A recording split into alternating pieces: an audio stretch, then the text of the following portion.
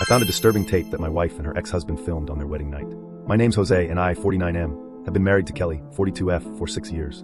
We met at Mexico City International Airport in 2014. Both of us were waiting in a restaurant for a late-night long haul to London.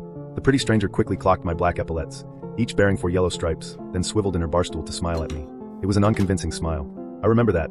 She looked like she'd been crying. And I also remember her asking, "Are you flying somewhere far, far away?" When I answered, Kelly smiled and revealed that she would be one of my passengers.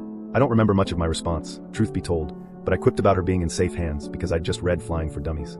And she laughed politely, as if it were the first time she'd heard that joke. In all honesty, as scummy as it seems, I wanted to impress her. She captivated me. I still remember every last thing she said, even after all of these years. Oddly, however, I only have fuzzy memories of my own words. My mother used to tease that Kelly had put a spell on me. Anyway, without being prompted, the sullen woman told me her story.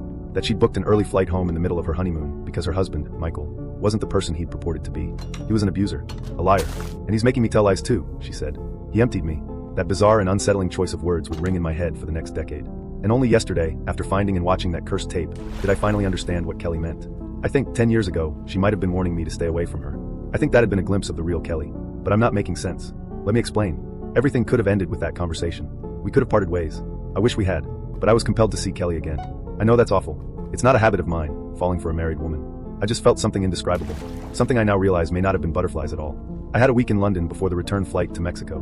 During those 7 wonderful days, I frequently met up with Kelly at her hotel. Said that I had to check on her. She was too frightened to return to her hometown in Cambridge, as she believed that Michael would be waiting for her. And she ignored my pleas to report everything to the police, which, I'll admit, seemed strange even at the time. We quickly formed a bond, and things didn't end when I returned to Mexico. I visited Kelly every time I flew to England. After she moved to Brighton, a month later, I started taking the train to her new apartment. Believe it or not, I once took a short-haul flight from Paris to London just to see her. A year later, when our relationship inevitably became something more, I'd already made the decision. I wanted to move to England to be with her. I'd been training to become an airport technician, and I secured a job at Heathrow in late 2015. By early 2017, Kelly and I had bought a house together. In 2018, we got married. I'm obviously fast-forwarding through the ins and outs of our relationship, but Reddit isn't built for essays, is it? I'm here to tell you what I found yesterday morning whilst tidying a storage cupboard.